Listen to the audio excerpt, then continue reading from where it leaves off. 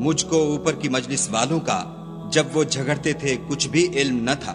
میری طرف تو یہی وحی کی جاتی ہے کہ میں کھلم کھلا ہدایت کرنے والا ہوں۔ جب تمہارے پروردگار نے فرشتوں سے کہا کہ میں مٹی سے انسان بنانے والا ہوں، جب اس کو درست کر لوں اور اس میں اپنی روح پھونک دوں تو اس کے آگے سجدے میں گر پڑنا، تو تمام فرشتوں نے سجدہ کیا مگر شیطان اکڑ بیٹھا اور کافروں میں ہو گیا۔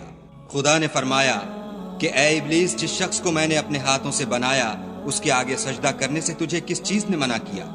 کیا تو غرور میں آ گیا یا اونچے درجے والوں میں تھا؟ بولا کہ میں اس سے بہتر ہوں کہ تو نے مجھ کو آگ سے پیدا کیا اور اسے مٹی سے بنایا۔ کہا یہاں سے نکل جا، تو مردود ہے اور تجھ پر قیامت کے دن تک میری لعنت پڑتی رہے گی۔ کہنے لگا کہ میرے پروردگار مجھے اس روز تک کہ لوگ اٹھائے جائیں مہلت دے۔ کہا تجھ کو مہلت دی جاتی ہے اس روز تک جس کا وقت مقرر ہے۔ کہنے لگا کہ مجھے تیری عزت کی قسم میں ان سب کو بہکاتا رہوں گا سوا ان کے جو تیرے خالص بندے ہیں۔ کہا سچ ہے اور میں بھی سچ کہتا ہوں کہ میں تجھ سے اور جو ان میں سے تیری پیروی کریں گے سب سے جہنم کو بھر دوں گا۔